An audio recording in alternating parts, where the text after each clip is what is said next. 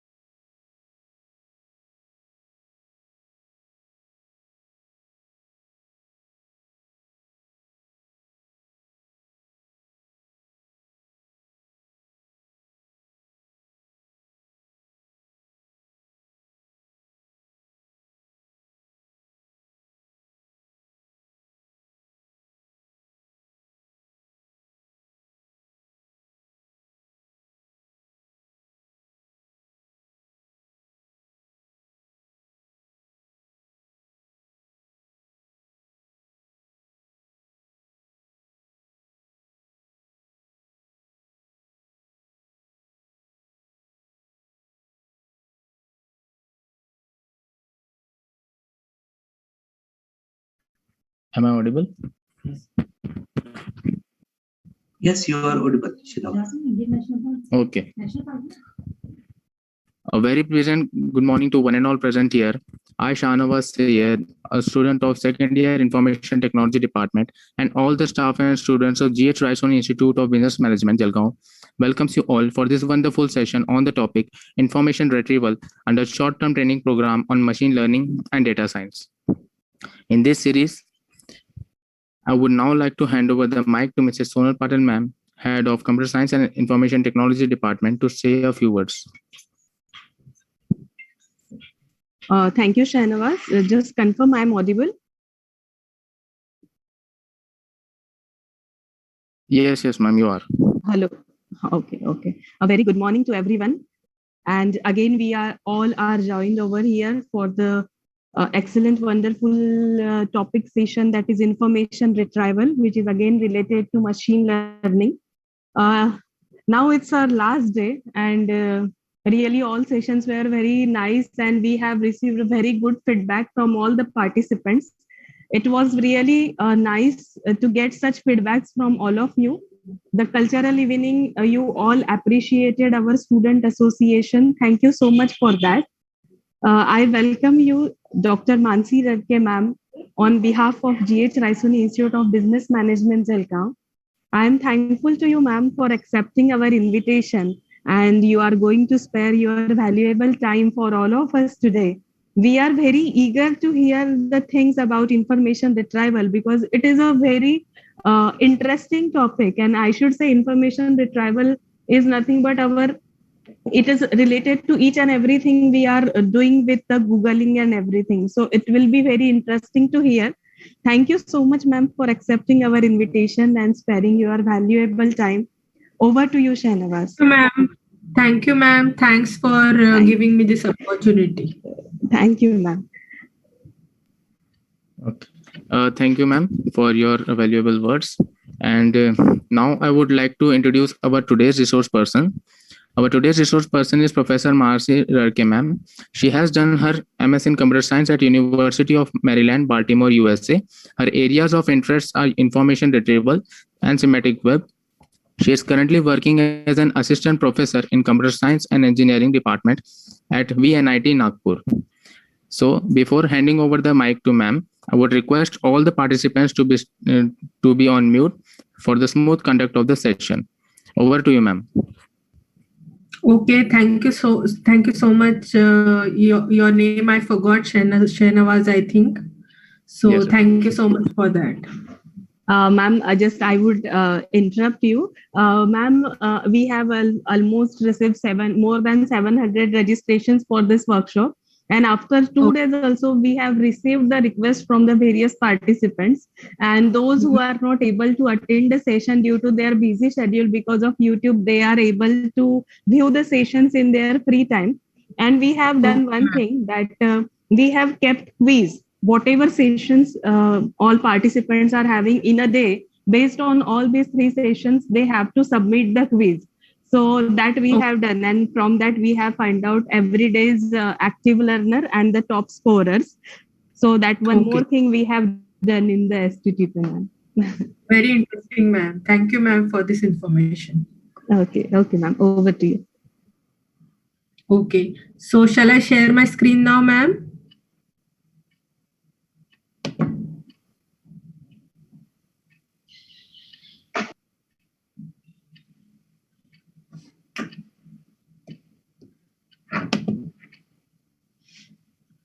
Hello, everyone. Am I audible? Yes, ma'am, you are. Yeah. Yes, madam. So, basically, I am Mansi, and as ma'am and Shahnawaz have introduced me already, I would like to give some brief introduction about myself before I start the session. I have done my bachelor's from Cummins College of Engineering for Women, Pune, after which I did my master's MS in University of Maryland, Baltimore County, UMBC, USA. And also I have completed my PhD from Vishweshwarya National Institute of Technology. And I have 14 plus years of experience together in industry and academics. Out of which 5 years I have worked in the industry and my previous employers include Cummins India Limited, Pune, SAP Washington DC office, Persistent Systems Nagpur. And in my teaching experience, I have been a teaching assistant at UMBC Maryland, USA. I have also been an instructor of computer science at Houston Tillotson University, Austin, Texas, USA. I was in Ramdev Baba College of Engineering, Nagpur for 1 semester in 2011-12. And since 2012, I have been working as an assistant professor in Vishweshwarya National Institute of Technology, Nagpur. Now it's more than 9 years that I am here. My research interests include information retrieval and data science, geographical information retrieval, natural language processing, and I heavily work in NLP and machine learning to apply all these techniques to IR problems, information retrieval problems. For this particular presentation, the books I have used are An Introduction to Information Retrieval by Christopher Manning, Heinrich Schulz, and Prabhakar Raghavan. And the reference book I have used is An Information Retrieval, Implementing and Evaluating Search Engines by Stephen Butcher, Charles Clark, and Gordon Cormack. So today's agenda, to tell you briefly about today's agenda, I am going to introduce you to the basics of information retrieval. Then we will see what it is, how it is, and how it is evaluated in general, what are the performance metrics for an IR system. And then I will end the lecture with some research directions in information retrieval. So let's start formally. What is information retrieval? It is a activity of obtaining information from a collection of information resources or a data collection. Now, we do this every day. Like when we want to search some information, we put our keywords in the Google search bar and we get our results. So in layman's language, this is nothing but a information retrieval system is nothing but termed as a search engine. Now, the collection on which this search engine works is called as the corpus. And in case of Google, Bing, Yahoo, MSN search engines, which we know, this corpus is nothing but the World Wide Web. So when we have the corpus as the World Wide Web, we call it as a web search engine. So what are the components of an IR system? So the components of an IR system are, you have some information need in the mind of the user. So it is there in his mind, some query is there in his mind, and he translates the query in the form of some machine understandable keywords. And then he passes it to the search engine. The search engine has lot of documents with it or lot of collection data data documents with it, and they are indexed with the search engine. Every day this index undergoes some changes. So some additions happen to the search engine, some deletions of documents happen from the search engine, and this index keeps on getting updated periodically. Now, few years back, Google used to do it like every week or something. So I don't know the frequency now. Maybe it does it more frequently now that more computing power and memory and other resources are available with us.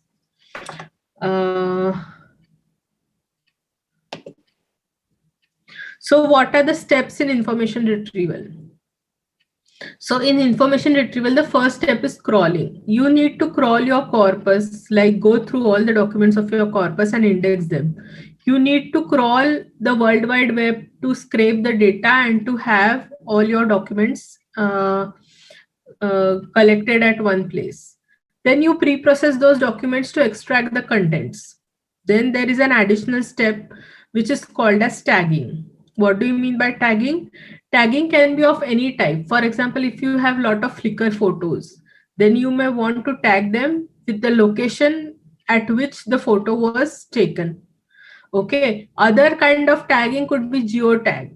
For example, if the document is mentioning about content about India, then India could be a tag to that document. If I'm talking about a bookshop which is in Delhi, then Delhi could be the tag of that document, geographical tag. So in this way, there are various kinds of tagging done.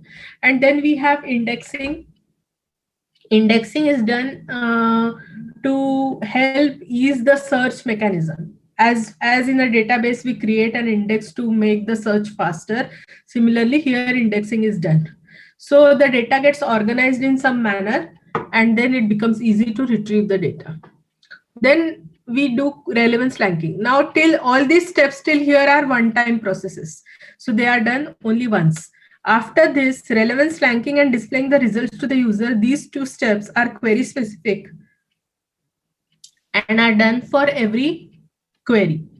Okay. So when a query comes, we rank all the documents according to how relevant the document is with respect to the query. And then we display the results to the user. Now, I use the term corpus frequently, and as I told you, it's nothing but the collection of documents on which the search is actually performed. And examples of this could be the Reuters corpus, which is a news corpus, World Wide Web, which is the corpus for all search engines. The news articles, sports articles, history articles, legal documents. Any particular corpus can form your any particular data collection can form your corpus. What is the difference between structured and unstructured data? Structured data is something which is searchable by basic algorithms. For example, if you take an Excel sheet, it has specific columns associated with it, and you can search according to the name of the column. You can sort the data, you can search the data, you can compare the data. Similarly, we have relational database where we have all the fields. We have the fields and the data values associated with all the fields. We have primary key, we have foreign key, and there is a proper structure to that data. But if I consider natural language text, like a free-flowing natural language text, though it has some grammar associated with it, it is not very strongly structured. So it is not searchable by basic search algorithms, right?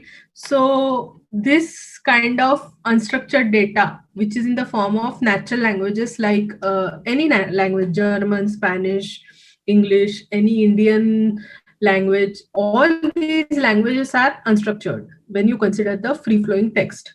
So information retrieval deals with structured as well as unstructured data, both. Okay. Now, what is the difference between information retrieval and data mining? We have heard the word data mining. There is a subtle difference.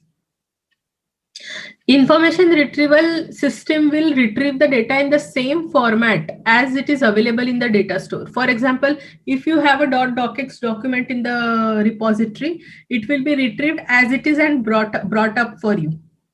In data mining, what is done is some hidden patterns in the data are analyzed. For example, if you have a supermarket, sales data could indicate, if you have a supermarket and your sales data could indicate that a person who is interested in buying eggs is also interested in buying bread.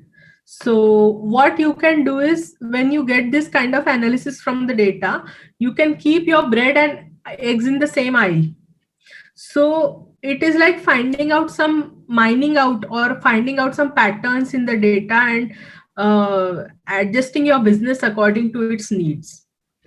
So there is subtle difference. Like, for example, we today have data mining and information retrieval are close, and we have situations where mining is done in information retrieval too. For example, if you go to the Google search bar and you type population of Delhi and you hit the enter button, what you will get is population of Delhi, documents containing information about population of Delhi, a list of documents. But in addition, you will also get some actual figure of the population of Delhi. If you try that out, you will see that you also get an actual figure. So how does that happen? It happens with the form of with the use of some underlying knowledge bases. So information retrieval and data mining are close, but there is a subtle difference. Okay. So what is the difference between information need and the query? Query is nothing but a computer understandable representation of the information need. Okay, so if a query is badly formed, doesn't mean the information need is bad or something. Information need is what is in the mind of the user, the requirement which is in the mind of the user. And one thing is in IR is important is that you have to evaluate you have to evaluate the results on the basis of the information need and not with respect to the query, because query could be malformed. Okay. And relevance is also with respect to the information need, how relevant a document is to the need of the user. Okay, so we talked of indexing. And how do we index the documents? There is a specific technique. It is inspired from typical books. So if you take any textbook, big textbook, at the end you will have every word and on which page that word is occurring. Do you relate to it? So what happens is, if the word is say fever, if it's a medical book and the word is fever, then fever occurs on which page numbers, that will be listed out. Similar concept is there here in information retrieval. You have every term in your corpus is taken, and that forms your dictionary or lexicon or okay. And then every document, whichever document the word is occurring, that is listed out in front of it. So if you concentrate on the screen, we can see that there are 3 documents in the corpus. We are considering a hypothetical corpus where there are only 3 documents. I am Mansi is the first document. I live in Nagpur is the second document, and I am a teacher is the third document. Okay. So dictionary for this corpus will consist of following words. So you take the unique words out of this.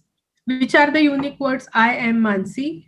I is repeated now. Then live in Nagpur. I is repeated. Am is repeated. A teacher. So our dictionary or lexicon or vocabulary will consist of I am Mansi, live in Nagpur, a teacher.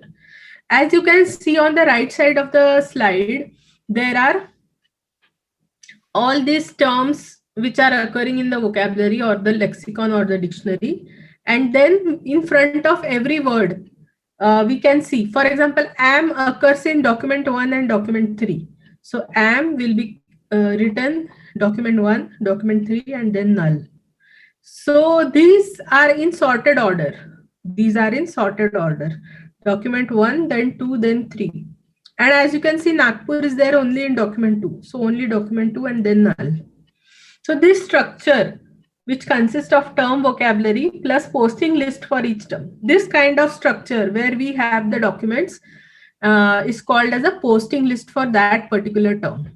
This collection of posting list for each term and the dictionary is called as the inverted index for the corpus. Okay, and indexing is a one-time activity. So all this is done only once.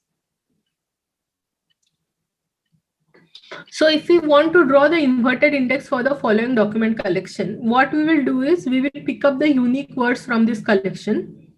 Unique words are new, home, sales, stop, forecast. Home is repeated, sales is repeated, rise, in, July, increase, in is repeated, home is repeated, sales is repeated, in is repeated, July is repeated.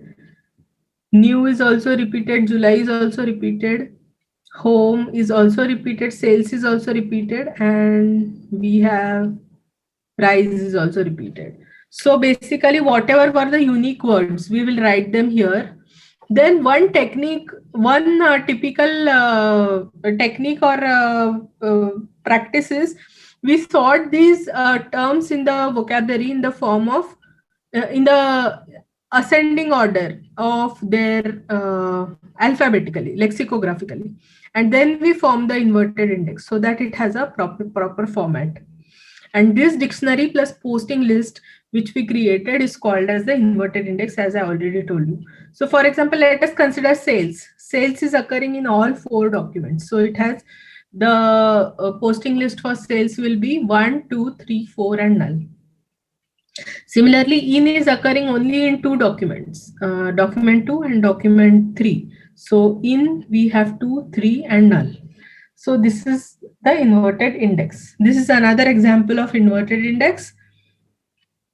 We have the documents and stop word list. What it is, we will see shortly.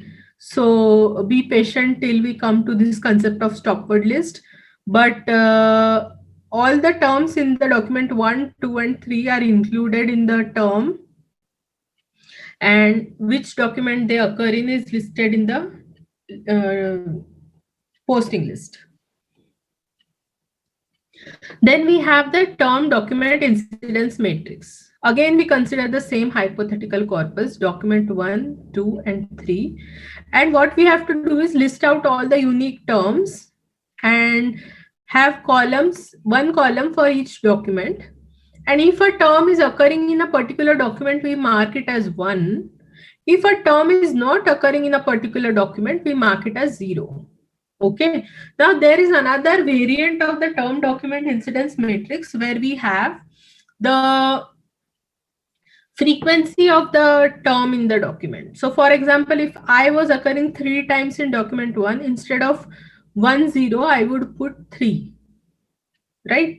So this is like a binary term document incidence matrix, but we can have it depending on term frequency also. Okay. So this was about term document incidence matrix. So now if we were to draw the term document incidence matrix for this, we will first write all the terms, then sort them according to the lexicographical or alphabetical order. And then we will write 1 0 based on whether that term occurs in that particular document. And this is called as the term document incidence matrix. Okay. So this is the term document incidence matrix made for this particular corpus, which I showed on slide number 20. Okay. Now let us assume for the time being that this matrix is there with us, and let's try to address this kind of queries. So what is a vector for, what is the return result for schizophrenia and drug? So schizophrenia vector is, as you can see on the screen, 1 1 1 1, and vector for drug is, as you can see on the screen, the second row, 1 1 0 0. So if I want to AND these two, I will AND them in like every bit, and what I get is document 1 and 2 will be returned for this. So document 1 and 2 will be returned for this, because every element of the vector is corresponding to one document. Okay. Now for and not drug or approach. So drug or approach will be, we take the vector for drug, we take the vector for approach, we OR it. Then we do not of it. Not of it will give us 0 0 0 1. And then for and not drug or approach, we will have to AND 0 0 0 1 with the vector for. As we can see on the previous screen, vector for is 1 0 1 1. And finally, we get that document 4 will be returned for this query. Okay. This is how Boolean retrieval is typically done. What is Boolean retrieval? We will see shortly. Okay. So term frequency of a term in a document. Consider the following document. How many times does the word geography occur in that document? 1, 2, 3, 4, 5, and 6. 6 times. And how many times does the word blog occur in the document? I think it occurs 7 times. So basically, this indication of how many times a particular term is occurring in a document is called as the term frequency of a term in a document.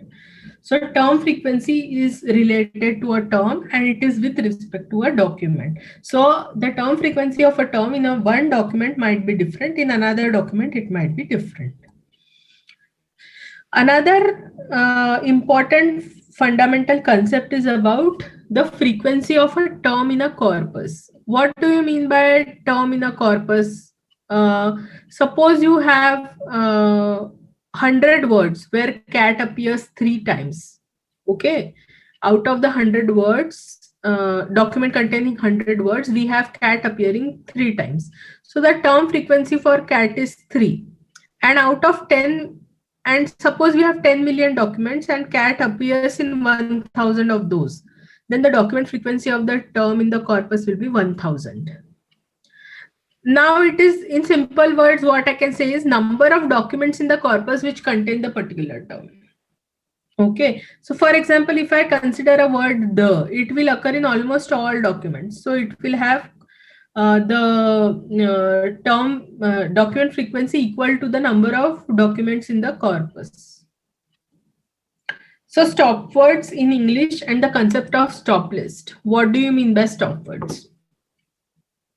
If you see, there are some words like and, the, for, which, where, here, there, very, will, just, and so on, which are very commonly present in all the documents, but which do not have a specific importance in terms of they do not convey very useful information when we consider the queries. For example, if I say our VNIT college, then the important word here is VNIT.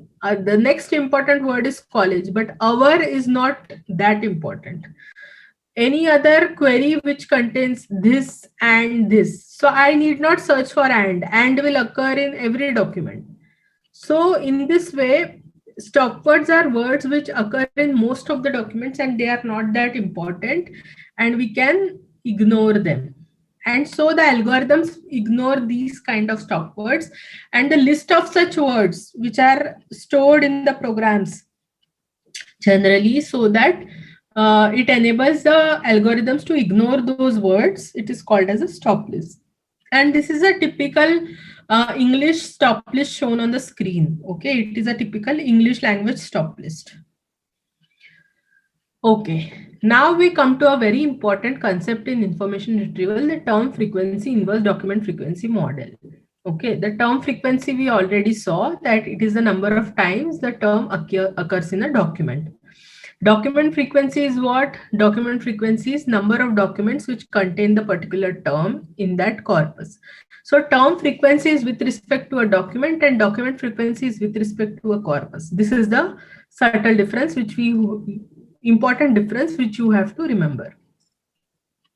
Then inverse document frequency is log of n by DFT. It is given by n is the total number of documents in the corpus and DFT is the document frequency of that particular term. So why do we need this term frequency inverse document frequency model? So let's see its importance. The main usage of this is that stop words get handled in this model. If I have the query the brown crow, the is least important, right? It will occur in every document. So let's see how it helps in our calculation. The brown crow. The occurs in almost every document. So the document frequency of the term the in the corpus will be nearly close to n, which is the number of documents in the corpus. And term frequency of the is say TF, then IDF will be log of n by DFT, which will be log of n by something close to n, which will be log of 1, and that will be something close to 0. So what it gives you is a very small number close to 0. And when you multiply term frequency by a very small number, its value becomes very small. So its importance is brought down in the query. Like the brown word will get more weight and importance, the will get very less weight and crow will get medium weight. This is done through the TF-IDF model. So why is the IDF of a term always finite? Why is the IDF of a term always finite? This is because if you consider the inverse document frequency of a term, it is log of n by DFT, and if a document, it will become infinite only when DFT is 0, when the denominator is 0. And that will not become 0 because you will not have the calculation unless the term occurs in at least one document. So the denominator has to be at least 1. So it prevents the IDF of a term from going to infinity. With this we have already done the brown crow. Then can the TF-IDF weight of a term in a document exceed 1? Yes, it can exceed 1 because you multiply it by the term frequency, whatever IDF value you get, it is a positive value, and then you multiply it by term frequency. So it is bound to exceed 1 in some cases, if the term frequency is very high. So while calculating the TF-IDF scores, how does the base of the logarithm affect the scoring of the documents or ranking of the documents for a given query? This is something like we have to understand mathematically that if one document is having a TF-IDF score high and the other document is having a low score, then we can rank them accordingly. If we take with base 2 or base 10 or base E, the relative ranking remains same though the actual values change. Okay, so that is an important concept. Then next thing in information retrieval, one concept I want to tell you is about stemming, lemmatization, and case folding. What is stemming? Stemming is chopping off the affixes. Like for example, marketing. I can chop off ing and come to the original form of the word, which is market. Porter stemmer, snowball stemmer, Lancaster stemmer are some examples of inbuilt stemmers which are available in libraries. Okay, so recommended one is snowball stemmer because it is kind of balanced, and Porter stemmer is kind of outdated or dated now. And some examples I told you, like marketing, market, successful, success.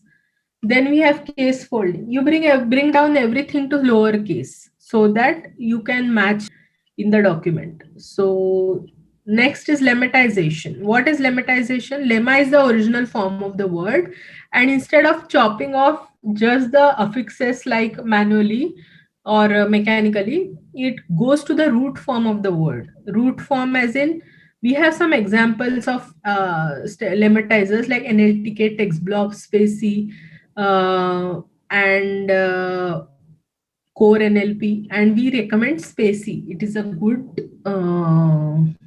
lemmatizer. Examples are saw will come down to C, is will become B, was will become B, and so on. So there are several information retrieval models which come into picture. First is the Boolean model, as we saw in the case of schizophrenia and drug, and for and not drug or approach, and we tried to find out for the queries what was typically the number, what documents would typically be returned for those particular queries.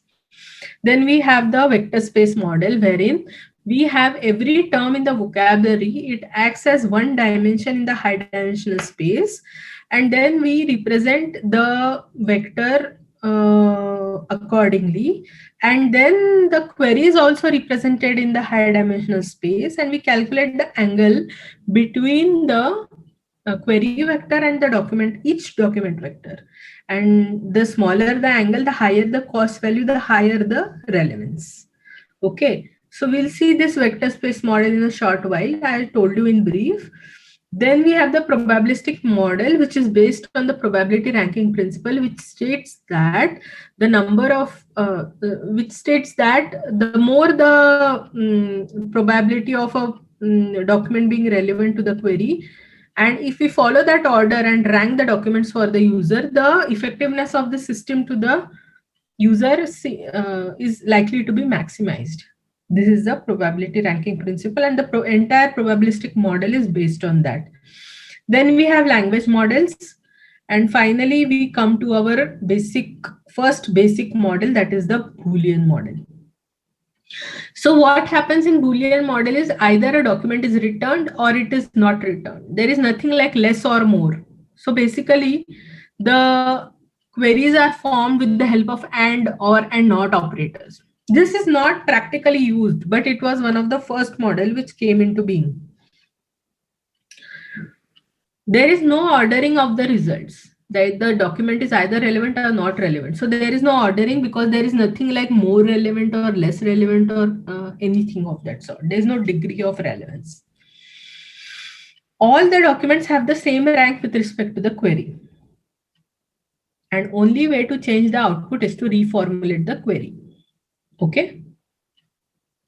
Now I give you a very interesting exercise. You go to any search engine, Google, Bing, Yahoo, MSN, any search engine, and you type any particular word, say VNIT. And then you type VNIT and VNIT. Or you type, after that you type VNIT or VNIT. And you see whether it is following the Boolean logic. You see whether it is following the Boolean logic.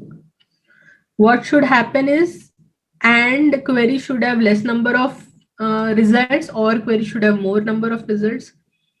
And if I give the query night or any particular word A and another word B, and then I give the third query with A or B, what bound should it have on the number of documents which are returned. Basically, the number of documents which are returned should be at least as much as the bigger output of the two terms A and V, but that bound is not observed. So this is something interesting because Boolean retrieval is not blindly followed in the search engines. So now we have our posting list and we have our query. Suppose it is an AND query, like term A and term B. Then how will you find out the intersection? You have the posting list in front of you and you have the posting list of term 2 and term 1 in front of you, and you want to see for which find out the documents which contain both the terms. So what we will do is you will have to intersect the two posting lists, and a typical algorithm for intersection is you check if both are not null, then if both document IDs are same, like the same document is appearing in posting list of both the documents, both the terms in the query, then you add the particular document ID to the answer tuple or the answer list, and you like move your pointers ahead. And you keep on doing this. So let's see with the help of an example. If I have term 1 and I have this document 1, then I have document 2, and then I have document 3, and then I have null, and I have term 2, and I have document 2, and I have document 4, and I have document 5. So when I keep my one pointer here and the other pointer here, is the document ID matching? No. Then I go to this part of the code where I increment the smaller document ID. So I come here. Now the document IDs are matching D2, D2. So I add my D2 to the answer list. That is, both words in the query are present in the document D2. And I increment both the pointers. Is it available? Is D3 and D4 same? No. So I increment the smaller pointer. It comes out of the loop and the program ends. So my answer is I have D2, which contains both the terms T1 and T2. Okay. Similarly, now we might think that if there is intersection between multiple query terms, there are not only two terms, but there are multiple terms, say 3 terms, term 1, term 2, term 3. So for a conjunctive query, that is for an AND query, is the processing of posting list in order of size guaranteed to be optimal?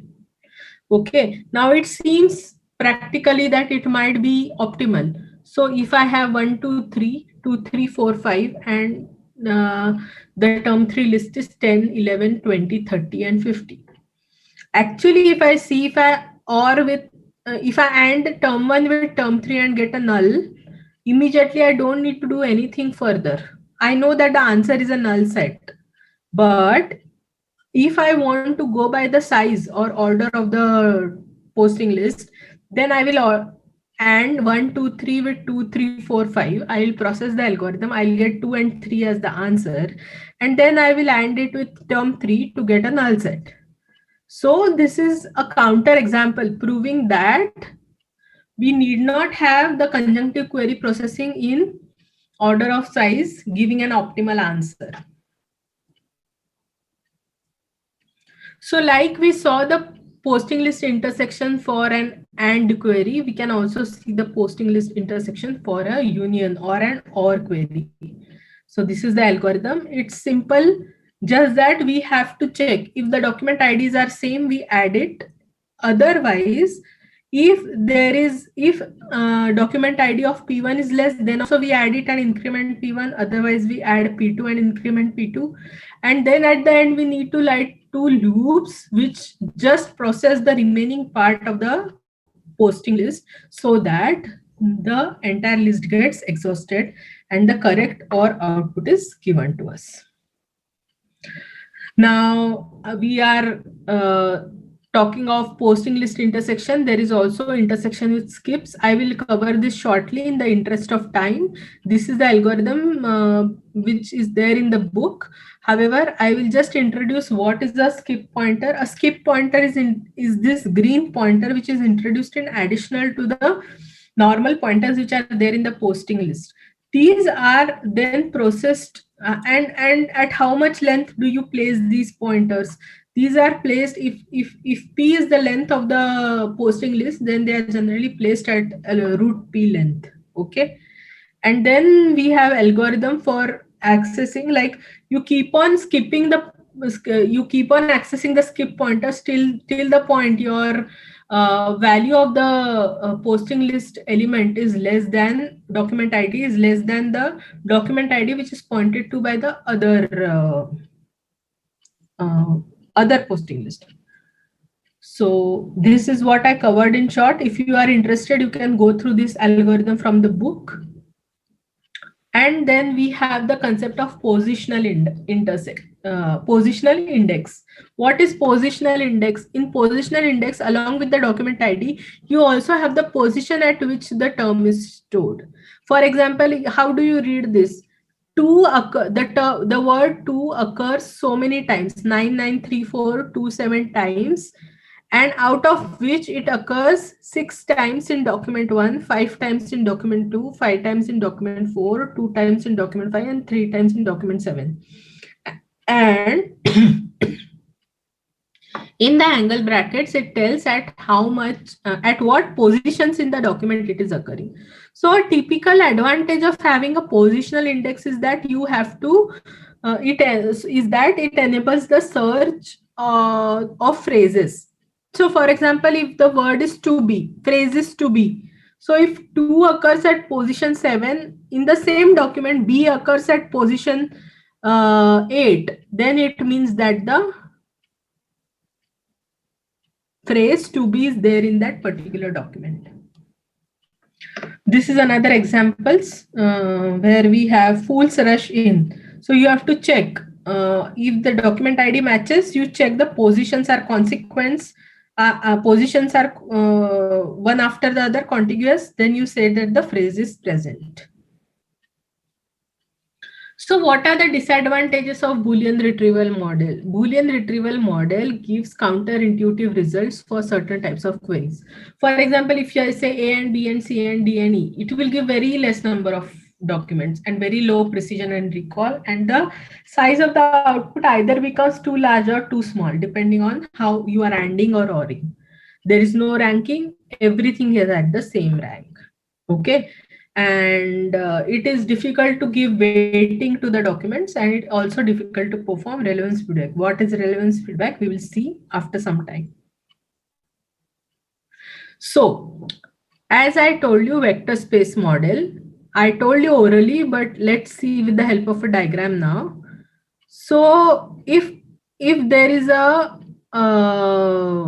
corpus where there are only 2 terms, assume a hypothetical corpus where there are only 2 terms, so there will be only 2 dimensions, x and y, and then you represent your document 1 as xy coordinates and you represent it as a vector in the blue, and document D2 is a vector in the form of in the color red, and the query vector is in the color green. And then you calculate the angle alpha and theta with respect to document 1 and query and document 2 and query. And smaller the angle, greater is the cos value and greater is the similarity. And in this way, vector space model works in very high dimensional space. Okay. Then you must have seen now vector space model itself has many variants, but I am not covering all of them in the interest of time. Those who are interested, they can refer to the book An Introduction to Information Retrieval by Christopher Manning, Heinrich Schulze, and Prabhakar Raghavan. Dictionaries and tolerant retrieval.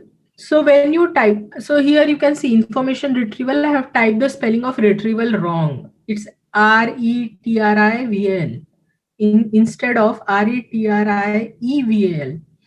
So Google will give me showing results for information retrieval instead of information retrieval. So why is that so? Because it recognizes that there is an error and it checks in the vocabulary, its term vocabulary, if there is any word very close to this, and then gives the output for that particular word. So this is done through string matching algorithms, and edit distance is one of those. This is done through string matching algorithms, and edit distance is one of those. So let's see how the edit distance algorithm works. So you want to find the edit distance between cats and fast. Okay, you want to find the edit distance between cats and fast. You will get the Lamistian distance as 3. This is the edit distance. Okay, so let's see how to do it. So F and C are different. So you say this is 1 plus 1, 2, 0 plus 1, 1, 1 plus 1, 2, and minimum of these 3 is 1. Okay, F and A are different. They are not coinciding. So basically what you do is 2 plus 1, 3, 1 plus 1, 2, 1 plus 1, 2, minimum is 2. And you keep on doing this, and whatever value you get here is the edit distance. Now, what we are doing here is basically this corresponds to deletion, this corresponds to insertion, this corresponds to replacement. And we can see the algorithm that we have a matrix, we initialize ij to 0, and for this particular row, we have 0, 1, 2, 3, 4, and this particular column, we have 1, 2, 3, 4. What does this mean? We can convert cats to fast by inserting FAST and deleting CATS. Okay. And a diagonal entry represents replacement. So there are 3 operations: insertion, deletion, and replacement. And each of them can have same cost or have different cost. Now in this example, I am considering same cost, but we could have replacement as 2 cost, deletion as 3 cost, and insertion as 1 cost, and then do the whole logic. And then at the end, what you get is the minimum edit distance. And if this edit distance is very small, it tries to calculate the minimum edit distance between the terms in the vocabulary which are close to it. And then the term with minimum edit distance is taken as the replacement for that. Okay. So these are some analysis of the edit distance algorithm. And I can say that this 3 can come from this 3 or this 3 or this 3, and we can trace back the answer.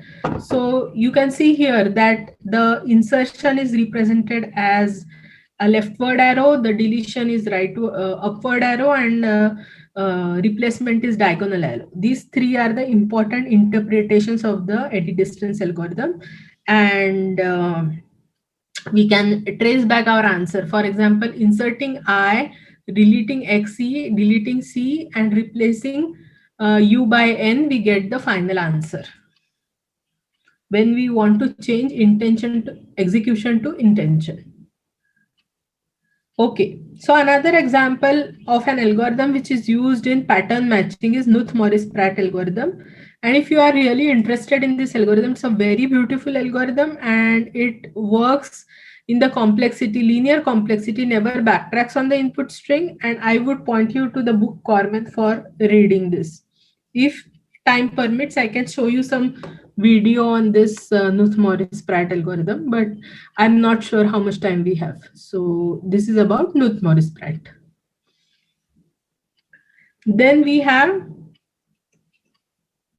our IR system, but how do we evaluate it? So to evaluate a IR system, like for any system, we need to know how good or bad it is, and how it is performing with respect to the performance metric. So there are 3 key things which we need to consider. We need to consider first, what is the document collection? We should have one document collection with us. Then we should have a set of information needs with us, which can be expressed as queries in the computer understandable form. And then we should have a set of relevance judgment, like binary assessment of whether a document is relevant or not to every query document pair. Okay, so based on relevant or not relevant input or annotation, we have to work. So what is this annotation? With respect to the information need, a document, the test collection is given 0 or 1, marked 0 or 1, depending on whether it is relevant or not. And this is called as gold standard or gold truth judgment of the relevance. And the process of doing this is known as annotation. And the people who do this, they are called as gold laborer. So now the question that will come to your mind is, I have, say, a document collection of 1,000 documents. So how many queries do I need to test the system for to say whether it is good or bad? A rule of thumb is 50 information needs is considered enough, sufficient minimum for any size of the corpus. This is an empirical result which is done through experimentation.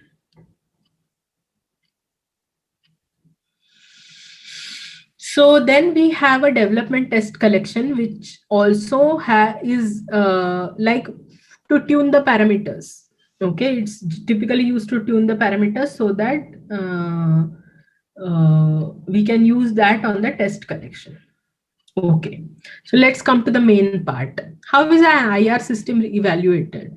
An IR system is evaluated with some metrics such as precision, recall, F1 measure. Okay, what is precision? What fraction of the returned results are relevant to the information need? Okay, what fraction of the returned results are relevant to the information need? Recall is what fraction of the relevant documents in the collection were returned by the system. Okay, so we will see this in the form of true positives, true negatives, false positives, and false negatives also. And F1 measure is nothing but a weighted harmonic mean of precision and recall. Okay, so one thing we have to understand is precision or recall is alone not sufficient to analyze the performance of an IR system. So let's see with an example. Suppose a computer program recognizes dogs in photographs and identifies 8 dogs in a picture containing 12 dogs and some cats. Out of the 8 identified as dogs, 5 are actually dogs while rest are cats. So what will be the precision and recall of this program? Anyone can answer? So how many dogs are there? There are 8 dogs identified, out of which only 5 were correct. So 5 by 8 is the precision. And there are 12 dogs in this picture, out of which only 5 were correctly identified. So 5 by 12 is the recall. And then your F measure will be 2 into precision into recall upon precision plus recall, which is the F1 measure where P and R are equally weighted. It's the harmonic mean of precision and recall such that P and R are equally weighted. The program's precision is 5 by 8, recall is 5 by 12.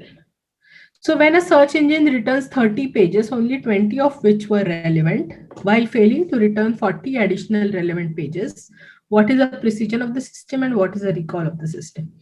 The precision of the system is 2 by 3 and recall of the system is 2 by 6 because it says 40 additional pages. 2 by 6, which is equivalent to 1 by 3. Okay. So in layman's language, precision is how useful the results are and recall is how complete the results are. So whether it's including everything that is there in the corpus or how precise the answers are, this is precision. And how much complete the results are, this is recall. So we have the concept of true positives and false positives, true negatives and false negatives. What is it?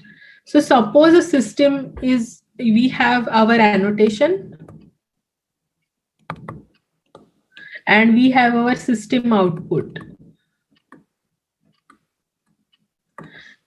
If annotation is 1 and our system says 1, this is true positive. Okay. Our annotation is 0 and system says 1, it is a false positive. Means it's a positive but false positive. If the annotation is 0 and the system also outputs 0, it's a true negative. and if the system annotates is at 1 and actually the system gives it 0, then it's a false negative. Okay, so it's like this. Okay, retrieved and relevant is true positive, not retrieved and not relevant is true negative, retrieved but not relevant is true false negative, and retrieved and not relevant is false positive. You can go over this later. It's there in the book, an introduction to information retrieval by Christopher Manning, Heinrich Schulze, and Prabhakar Raghavan, as I already told you. So precision is true positives upon which is true positives plus true positives upon false positive. That is the thing in the matrix, and recall is true positives upon true positives plus false negative. Then one measure which we have is accuracy. Accuracy is basically you take the true positives plus true negative upon divided by all the 4 values, and that gives you the accuracy. How many correct results were there among the total results? But this is not considered as a very good measure, because if I say I want to detect the documents which contain the term VNIT. Out of the World Wide Web, where there are millions and trillions of documents, a very small fraction point, not one, will be having VNIT as its entries. So by returning all documents as non-relevant, I increase the accuracy of my system very high because of the factor of true negatives. But that doesn't give me any useful or qualifying information. That's the reason accuracy is not a very good measure. And why do we need precision and recall both? One could have been sufficient, right? But we need both. The reason for that is basically we need precision for documents like when we are browsing, we are happy with the first few results. But when we are searching for some legal documents, we want all the exhaustive searches of legals and paralegals need systems with high recall. A normal surfer will need systems with high precision. So in this way, precision and recall are both important, and we can give them weight according to how the system needs it. So here is the weighting. 1 upon alpha times 1 by p plus 1 minus alpha times 1 by r. And that reduces to beta square plus p pr upon beta square p plus r, where beta square is basically 1 minus alpha plus alpha. You can work out these calculations. And when you put beta as 1, which means that p and r are given equal importance, you get 2 pr upon p plus r, which we saw earlier. So values of beta less than 1 emphasize on precision. Greater than 1 emphasize on recall, and equal to 1 they make precision and recall equally weighted. And why do we take the geometric mean, or why do we take the harmonic mean instead of arithmetic or geometric mean? That is because the harmonic mean is more closer to the smaller value than the arithmetic or geometric mean. Okay. This was about evaluation of unranked retrieval. Now we can see the evaluation of ranked retrieval. Before that, let me ask how much time we have. Yes, sir or ma'am, can you confirm how much time do we have? Ma'am, you can continue, no problem, ma'am. Okay. So evaluation of ranked retrieval. In the ranked retrieval context, what happens is we have documents, but they are not just 1 or 0. They are having a rank associated with them. A document is more relevant, the next document is a bit less relevant, the next document is bit even less relevant, and there is an order in them. So how do we evaluate? So for that, we have this precision recall curve. What do you mean by precision recall curve? You have you plot the recall values between 0 and 1 and precision values between 0 and 1, and you have recall on the x-axis and precision on the y-axis. So as you can see in the graph on the figure, precision is 1. What does that mean? precision is 1 means that the first document was relevant, but recall was 0.5. Recall was point something and precision dropped to 0.5 in the second document. Third document, it rose to 0.6 something, 0.6 something.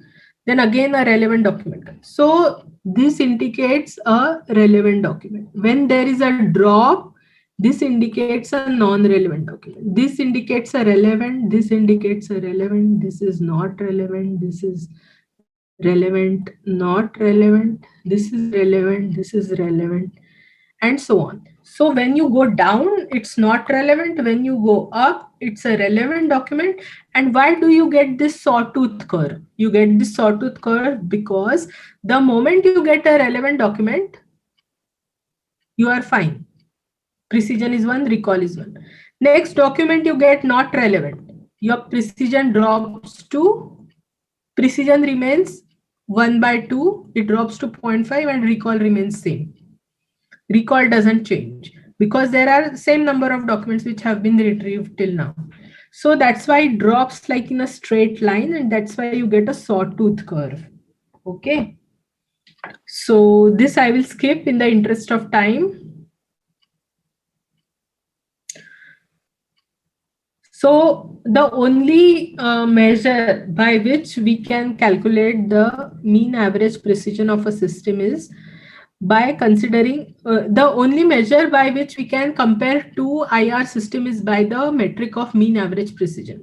Mean average precision, what it does is it calculates the precision at every relevant document, divides it by the number of relevant documents, and averages this process over number of queries.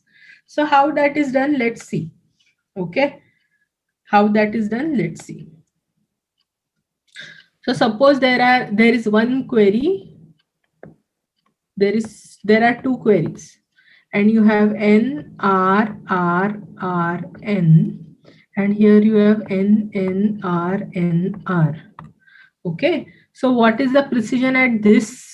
It is 1/2 because it is the second relevant document and you have 2 as the denominator, and it's the first relevant document. So 1 is the numerator and number of documents retrieved at till this point is 1 and 2.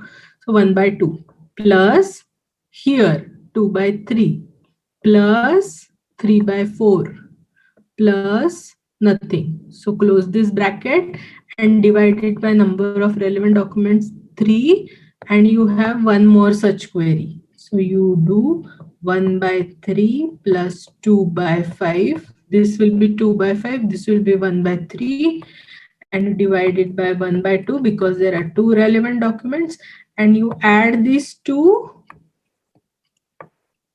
and divide it by 1/2 because there are two queries. So if there are 10 queries, you would write 1/10. This is the way you calculate the map, and it's the only measure by which you can do it. Precision at k is, you calculate the precision at the kth document. Okay, and our precision is, if there are n number of relevant documents, you calculate the precision at the nth document and return that value. Break-even point is when precision becomes equal to the recall. Break-even point is when precision becomes equal to the recall. So what is the difficulty in evaluating IR system? The main difficulty is like, if I have a document about Turing machine, so a computer scientist might find it very relevant, but a commerce person may not be able to relate to it. So maybe the query is relevant to Turing machine's document, but a commerce graduate is not able to make the relevance. So who is annotating the data? It makes the overall process very subjective and user-centric. So this is the major difficulty in IR, and there is a lot of fairness issue in IR. So from the figure, can you tell me which document is relevant and which is not? This is R, then your recall drops. So it is N, precision remains same. Then you get a relevant document, again a relevant document, not relevant, not relevant, not relevant, relevant, relevant, relevant, not relevant, not relevant, relevant, relevant, not relevant, not relevant, not relevant, relevant, not relevant, not relevant. So in this way, you can fill these queries and you can have the calculations. Then another concept which I want to highlight here is, now when you do the annotation, as I told you, it's very user centric. So there have to be multiple users who are annotating the data as relevant or not relevant. If I have, say, 3 annotators, I will calculate the kappa measure or kappa value between these annotators. And if it is less than 0.67, it means that they don't agree amongst themselves. What that means is the annotation is not consistent. So we will not accept that annotation. But if the annotation is above 0.67, like the kappa measure, then we can accept it. And above 0.8, it is considered as a good value.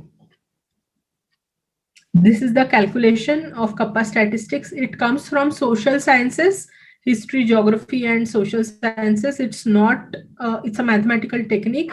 We just use it in information retrieval. We don't know the intuition behind it, but it just calculates by how much degree the judges or the annotators agree amongst themselves. Okay.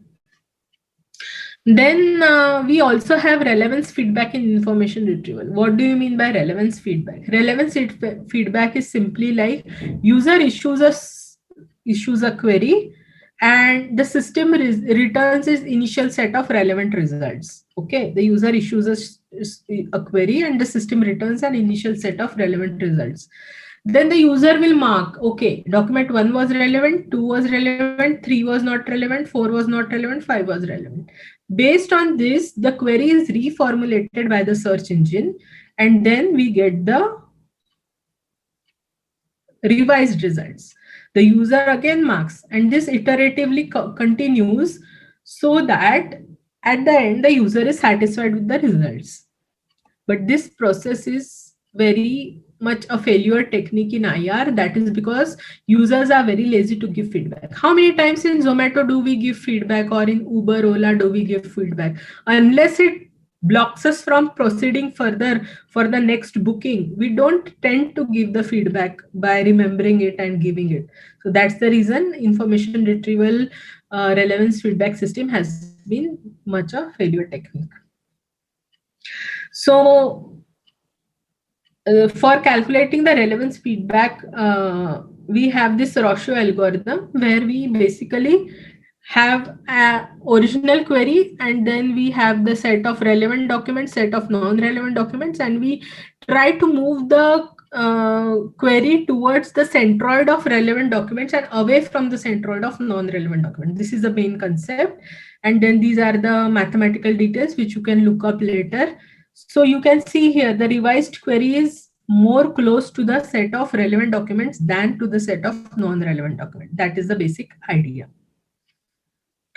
And also it is always important to have some positive feedback. Multiple negative feedbacks don't give you much information, but one positive feedback gives you a lot of information which can be useful.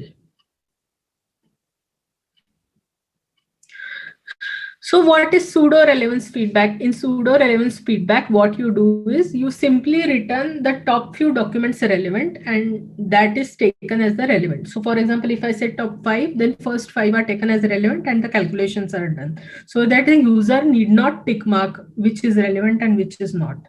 And implicit relevance feedback is when you have a set of documents displayed to the user, and the user doesn't mark them, but he clicks on some result, clicks on some link. So by that click mechanism, it is indicative that he's interested in that link. That's why he found it useful. So he clicked on it. So from that, you can take the implicit feedback. Okay. And then I have some slides on hits and PageRank algorithm, but I don't know how much time we have. So maybe someone can tell me. Should we have the Q&A now? Ma'am, it will take 15-20 minutes. 5-10 minutes. No problem, ma'am. No problem. Okay. So now HITS algorithm. So basically, you must have heard of the PageRank algorithm by Larry Page and other people from Stanford who invented the search engine, Google. So basically, PageRank algorithm works on the principle of inlinks, outlinks, and hyperlinks. So basically, the idea is you represent the web as every document becomes a node, and you represent the web as a graph, and all the hyperlinks indicate the edges between the nodes. Okay. So now suppose I have this graph. And there is a hyperlink in page A which points to D, and there is a hyperlink in page A which points to B, and there is a hyperlink in page B which points to A, and so on. Based on this, we have the PageRank algorithm, which I have not discussing here, but I am showing the HITS algorithm in brief. So what do you mean by a hub? A hub is a page which points to many important pages. And authority is a page which is pointed to by many pages and has lot of inlinks. And this HITS algorithm is a mutually recursive algorithm. Okay. So for each page, you have two scores, hub score and authority score. Okay. So AI is a summation of all the hub scores, and HI is the summation of all authority scores. So AI is calculated by summing up the hub scores, and hub score is calculated by summing up the authority score. It's mutually recursive. Okay. So what you do is initially you mark all the hub values as 1 for all the nodes in the graph. Okay. Practically the graph will be very huge, but we are demonstrating it on a same graph. Okay. A small graph, I mean. So now how many inlinks are there to A? There is only one inlink to A from B. So AA will be equal to HB will be equal to 1. How many inlinks are there to AC? There are two inlinks, B and A. So HA plus HB, which will become to 2. And so on. Similarly for AD, there are 3 inlinks. So it comes out to be 3. And then these values are normalized. And you keep on doing it for, you keep on calculating the hub values again and normalize them. Now you start with these new hub values and keep on doing the calculations and normalize. And you stop after how many iterations? You will stop after number of iterations according to the threshold. If the values are not changing beyond values are changing, but within a particular threshold. Like for example, I say 0.001 is my threshold. If the values are not even changing by that value, you can stop. That is fixed point iteration. Okay, now we come to some important thing which will be very useful for you in your research if you are interested. What are the hot topics in information retrieval? The hot topics in information retrieval are multimedia information retrieval about images, audio, video, then cross-language information retrieval, which is about cross-language information retrieval. That is, you give the query in English, you want the results in German. You give the query in German, you want the results in Spanish, and so on. Then we have music information retrieval, where we want to retrieve information from music notes. Opinion extraction and sentiment analysis. We all have heard this term. What is the emotion behind your review? For market analysis, you want to say that a movie was good or bad, and so on. We extract the opinions of the users about products, movies, any kind of service, etc. Then personalized information retrieval, like you want to give personalized results to. For example, I build my profile and I say I am a VNIT professor. So depending on my profile, it will give me personalized content. And then federated information retrieval, that is parallel information retrieval or distributed information retrieval. We have automatic text summarization, which means we want to automatically create a summary of huge text that will help users, because the amount of data on the web or on the in general digital data is increasing so drastically and big data coming into picture, we need to form summaries. Then we have adversarial information retrieval, where we have advertisers and other information displayed. Like for example, when you are in your Gmail, you will get some advertisers depending on your. Then I have worked on geographical information retrieval, which is a confluence of geography and information retrieval. And I have some publications on that. You can refer on the internet for that. If you search for IEEE Access, I have a paper on geotagging of web documents. And also I have a paper in the COSIT Germany conference where it is on detecting the spatialness of prepositions. Okay. So yeah, I told you about multimedia, cross-language, music information, personalized, adversarial, federated, summarization, sentiment analysis. Then one thing is multimodal information retrieval. What do you mean by multimodal information retrieval? You have multiple modes like text, image, video. So you want to take information from text also, image also, and video also, or maybe and then you want to analyze both and then come to conclusion. That is called as multimodal information retrieval, where you take input from multiple modes. And last thing I want to tell you is that information retrieval, machine learning, and natural language processing go hand in hand, and they all work together. Okay. So if you want to do research in some fields, I told you some hot topics. In addition, you can work on question answering, recommender systems, query auto completion, auto text summarization, as you already told you, then diversification of search results, and the list goes on. It's a very hot area and you can explore it as much as you want.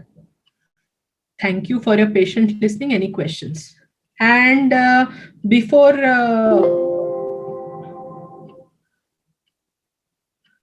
I conclude, I have my email ID and phone number with Sonal ma'am and other faculty of GHRIBM. And if you have any queries after the session and you want to reach out to me or any research related queries, please do feel free to reach out and do not hesitate. And I'll be more than happy to answer. So I open the forum for questions, if any, now.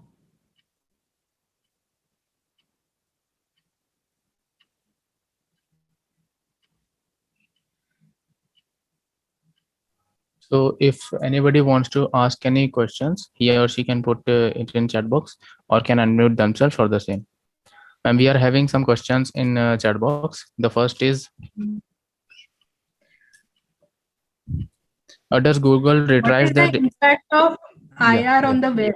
Okay, so impact of IR on the web is basically it works on the web. So web works as the corpus for it, and the web is increasing day by day. So information retrieval systems need to work more precisely and becomes a huge challenge for them, because on the entire web, it needs to search and quickly give the result, and user will not wait for 10 minutes to get the answer. So it has to quickly do that. So indexing techniques and relevance ranking techniques have to be more efficient.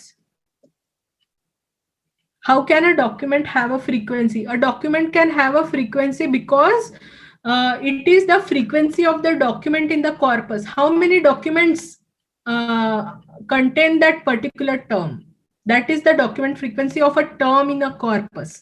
So it's document frequency of a term in a corpus. A document doesn't have a frequency. A term has a frequency. Okay. How does Google retrieve the data in the same way and give in seconds in which it has done? So we have seen that, right? There are many advanced BM25 and other ranking techniques, so it takes a subset of the results which are relevant. It does the processing and it has that index built in the background. So it processes through that index, whatever, even if the web is big, your query has only 2-3 words. So it goes to the index and takes those 2-3 words and works on those posting lists and gives you the answer. Have I answered all the questions? Yeah, madam, am I audible? Madam, am I audible? Yeah. Yes, you are audible. Now today's world is of big data and big data analytics. Data is getting generated at every minute. So there will be any other model of information retrieval considering this from the big data point of view? Yes, research is going on. So we have to work on summarizing the data. Like we cannot keep on working on the huge documents. Like for example, if there is a book, we have to work on tagging. We have to tag the book with some tags, like for Stack Overflow or for other, you have tags associated with it. Similarly, we need to put tags to the documents. And that tagging is an important step, because if the tag is matching, we can immediately pull out that document as relevant. Okay. So for example, I am searching for bookshops in Delhi. And if I have a geographical tag to my documents, I will not give you output of bookshop in Nagpur, because Nagpur tag will be there and Delhi tag will be there with the documents. Are you getting it? So tagging is one method. And then another method is basically you have to index it properly and periodically update the index. Hope I answered the question. Yes. Ma'am. So there is a scope of research for information retrieval regarding using big data. Of course. Yes, there is a lot of research going on in the field, and it is a very ripe field. You can always pursue research in this area. Yeah, thank you, ma'am. Yeah. Any other questions?